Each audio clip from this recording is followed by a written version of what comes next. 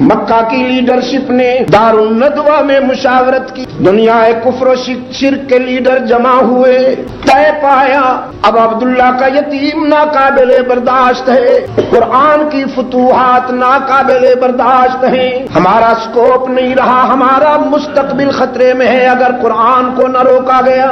کون ہے جو یہ کارنامہ انجام دے؟ ایک لیڈر کھڑا ہوا کہنے لگا میں 200 سرخ اونٹ انعام میں دوں گا، کسی نے کھڑے ہو کے کہا میں جائیداد دوں گا، کسی نے کہا میں اسے اپنی بیٹی نکاح میں دوں گا جو یہ کارنامہ انجام دے۔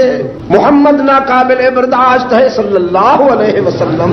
ایک نوجوان کھڑا ہوا، غضبناک نگاہوں سے لیڈروں کی طرف دیکھا، کہنے لگا انعامات اپنے گھر میں رکھو، مجھے کچھ نہیں چاہیے، یہ کام میں کر دیتا ہوں، تم یہاں انتظار کرو، میں ابھی محمد کا سر کاٹ کے لاتا ہوں۔ شمشیر بکف نکلا، ہاتھ میں تلوار لیے باہر آیا دارالندوہ سے، چہرے پہ غیظ و غضب کے آثار ہیں۔ ایک آدمی نے دیکھا ابن خطاب غضبناک نظر آتا ہے، پوچھا کدھر؟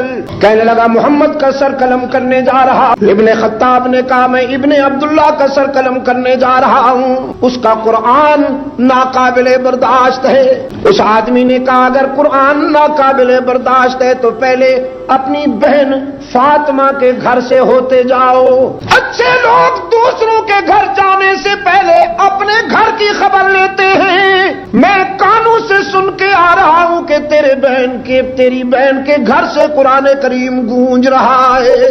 ابن خطاب کا غصہ، ابن خطاب کا غیظ و غضب دوہرا ہو گیا، کہنے لگا ابھی خبر لیتا ہوں۔ بہن کے گھر کی طرف مکہ کی خاموش رات اور نصف شب گزر جانے کے بعد کا سناٹا بہن کے گھر کے قریب آیا تو فضا میں تحلیل ہو کر کوثر و تسنیم میں دھلی ہوئی قرآن کریم کی آیات کی آوازوں نے بگڑے ہوئے عمر کا استقبال کیا۔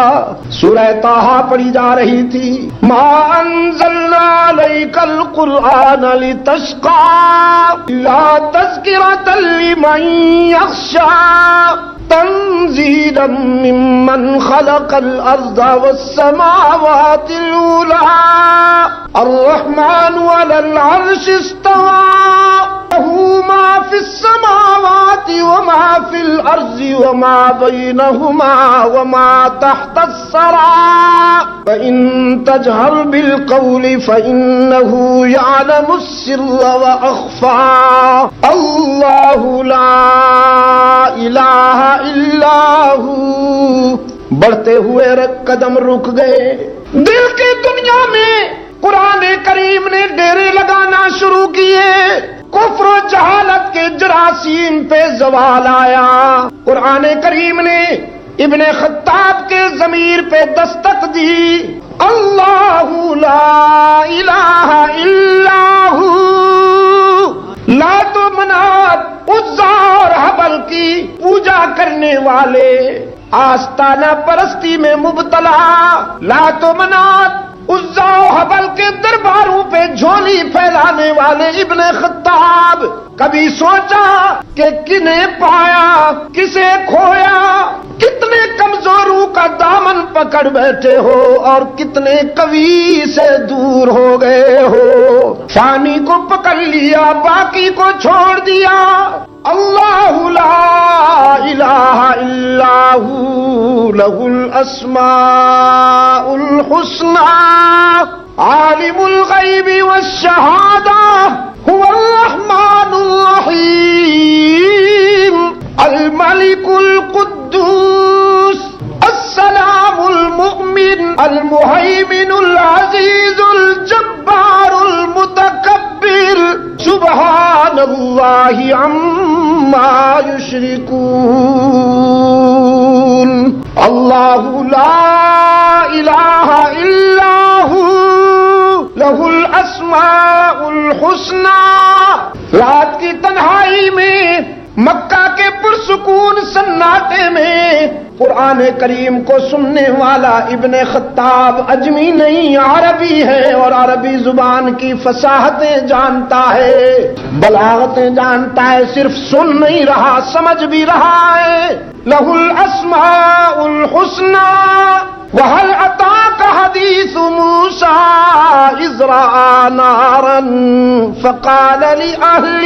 فقال لأهلهم كثوا إني آنست نارا لعلي آتيكم منها بقبس أو أجد على النار هدى فلما أتاها نودي يا موسى إني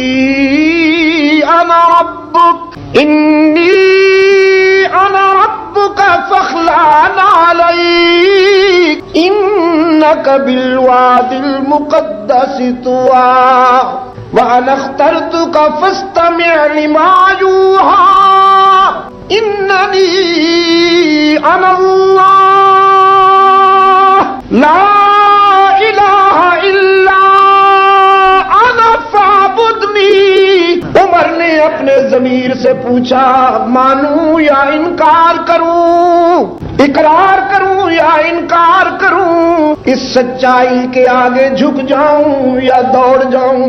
ضمیر نے کہا اگر مجھ سے پوچھتے ہو تو انکار بہت ہو چکا، یہ رات اقرار کی ہے. قرآن کریم نے فرمایا اننی انا اللہ. ابن خطاب کے ضمیر نے گواہی دی نام انت اللہ. جلدی سے آگے بڑھے، بہن کے دروازے پہ دستک دی. فاطمہ نے دروازے کے سوراخوں سے جھانک کے دیکھا، اپنے بھائی کو کھڑا پایا.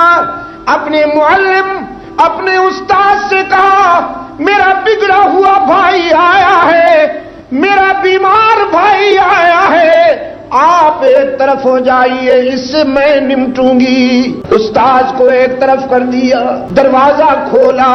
پہلے تو دل کی باتیں تھیں، پہلے تو ضمیر کی رہنمائی تھی نا، اب دروازہ کھلا تو ذرا دماغ بھی داخل ہو گیا. دروازہ کھلا تو دماغ بھی داخل ہو گیا. دماغ نے پوچھا فاطمہ کیا پڑھتے ہو؟ فاطمہ نے کانفیڈنس کے ساتھ کہا ہم جو پڑھتے ہیں آپ کو کیا. عمر نے کہا جانتا ہوں جو تم پڑھتے ہو، معلوم ہے مجھے. فاطمہ نے کہا جب معلوم ہے تو پوچھتے کیوں ہو؟ عمر نے کہا پوچھتا اس لیے ہوں کہ مجھ سے مشورہ لیے بغیر تم نے یہ فیصلہ کیسے کیا؟ فاطمہ نے کہا یہ باتیں مشورے کی نہیں، یہ تو اس کے انتخاب کی بات ہے. جب اس نے پسند کر لیا، جب اس نے چن لیا تو ہم پوچھیں کس سے؟ برادر مکرم، یہ بات تجھے بری لگے یا اچھی، تو اسے گوارا کرے یا نہ کرے، اطلاع عرض ہے کہ ہم بہت عرصے سے رحمت عالم کے غلام بن چکے. دماغ نے بازو اٹھایا، ایک نسوانی پیکر پر پوری قوت سے بازو مکہ بن کر لپکا. فاطمہ زمین پہ جا گری. عمر نے لاتوں اور مکوں کی بارش برسا دی. سر سے پاؤں تک فاطمہ خون میں نہا گئی. عشق کے سفر میں جب جسم زخمی ہو جاتا ہے، عشق کے سفر میں جب جسم زخمی ہو جاتا ہے تو پھر روح پہ شباب آتا ہے، روح پہ جوانی آتی ہے.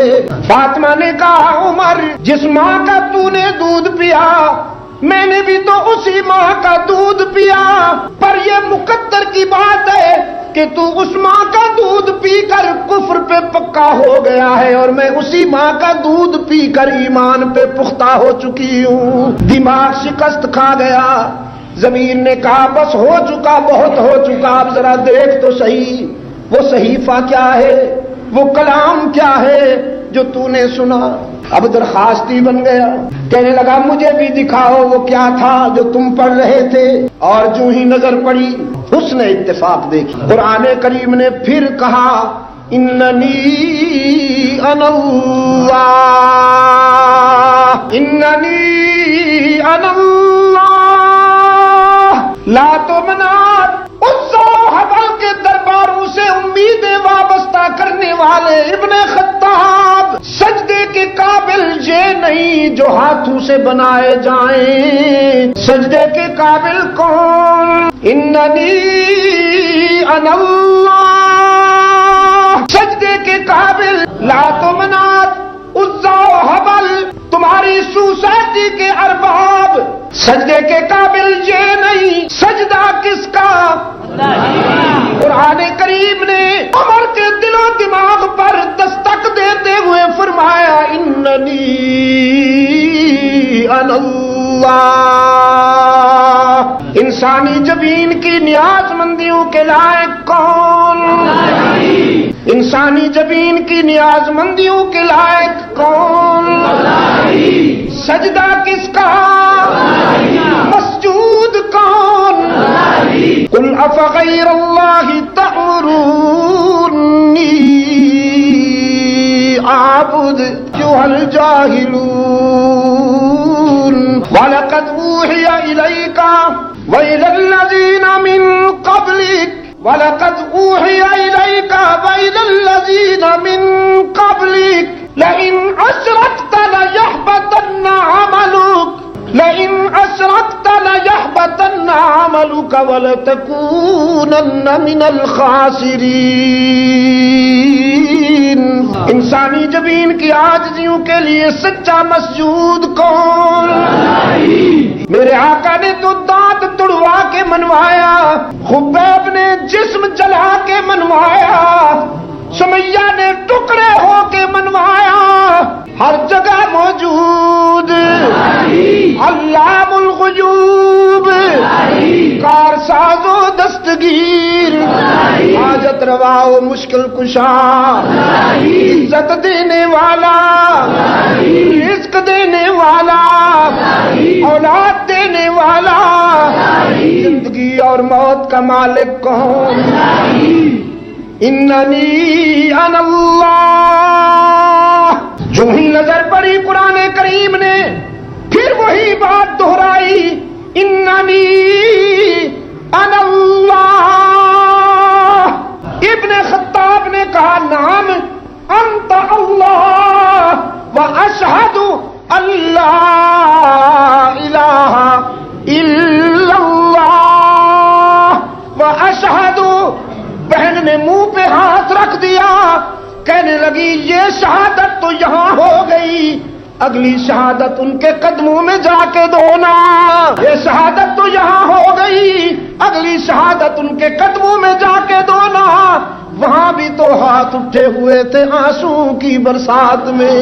اے میرے بے نیاز معبود، اے میرے دادا ابراہیم کے معبود، تجھ سے کوئی منوا تو نہیں سکتا، تجھے کوئی مجبور تو نہیں کر سکتا، بس یہ تیرے محبوب کی آرزو ہے، محمد کی تمنا ہے۔ دو نام پیش کرتا ہوں، ان میں سے کوئی ایک ادھر بھیج، یا عمرو بن ہشام یا عمر بن خطاب۔ رب العالمین نے فرمایا میرے محبوب عمرو بن ہشام مالدار ہیں، دولت مند ہیں، ساہوکار ہیں، وڈیرا ہے، چودھری ہے، لعنت بھیج، میں تجھے وہ ہیرا دے رہا ہوں جس کے پاس جوانی ہے، شباب ہے، غیرت ہے، شوکت ہے، سولت ہے، جلالت ہے۔ ابن ہشام کو رہنے دو، ابن خطاب کو بھیجتا ہوں۔